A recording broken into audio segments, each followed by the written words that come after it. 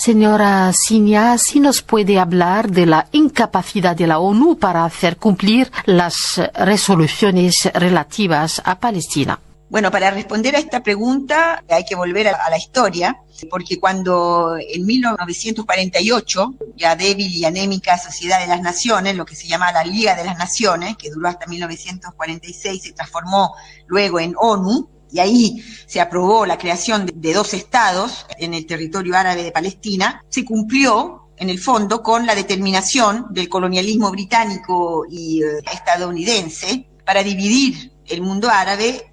Era hasta ahora parte del Imperio Otomano.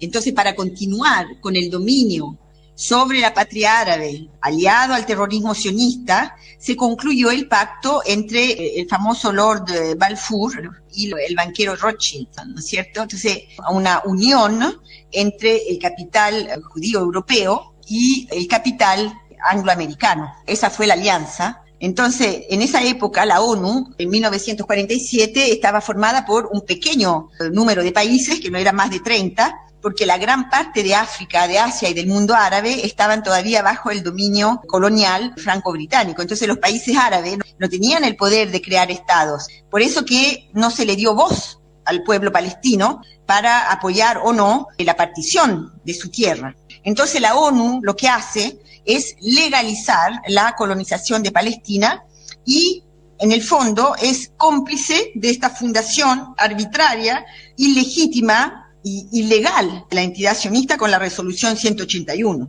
Arbitraria y ilegal porque no tiene ningún valor, a nuestro parecer, de nuestro punto de vista, esta partición, esta resolución 181, hoy no tiene ningún valor institucional, ¿no es cierto? Porque apenas 30 países lo que decidieron por el futuro de los palestinos y de la patria árabe en general, porque no se puede disociar, eso lo repito siempre, el futuro de Palestina con el futuro de la nación árabe y de los países árabes. Es indisociable. Por eso que es muy importante tener en cuenta que esta lucha no es solamente la lucha de liberación del pueblo palestino, pero también del pueblo árabe. Después hay razones estructurales, que es debido fundamentalmente al funcionamiento mismo de la ONU, donde el Consejo de Seguridad, que está compuesto de los miembros permanentes, que son 5, y donde los Estados Unidos, Francia o Inglaterra sistemáticamente usan del veto contra las resoluciones que podían estar a favor de Palestina. Además, se han emitido centenares de resoluciones llamando al retorno de los refugiados palestinos, cualquier cantidad de resoluciones, creo que más de 400 resoluciones que han sido completamente, digamos, desconsideradas por la entidad sionista, porque todas estas decisiones, las sanciones por Israel, por las constantes violaciones de los derechos humanos, etcétera, son decisiones que no son vinculantes, ¿no es cierto?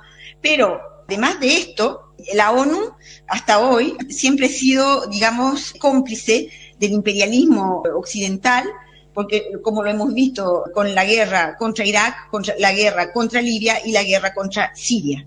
Pero quería señalar una cosa, que la lucha de liberación de Palestina es la única en la historia en la que el mundo está en contra de la nación palestina y su liberación, y se comprometen con el sionismo, porque cuando uno habla de dos estados, quiere decir que, o también cuando tú hablas de un estado palestino, lo hace siempre sobre la base de que la entidad colonial conserve lo que usurpó. El judío o el israelí abandone su sionismo, pero siempre usurpando las tierras palestinas. Y eso es una cosa que a mí yo no logro entender. ¿Cómo es posible tamaña complicidad y por qué ese excepcionalismo? ¿No es cierto? Es algo que es difícil entender. Cómo una entidad que ha violado 400 declaraciones de las resoluciones de las Naciones Unidas, de otras organizaciones internacionales, sigue, ¿no es cierto?, dentro de las Naciones Unidas. Tiene que ser expulsada, esa es nuestra posición, expulsada de las Naciones Unidas.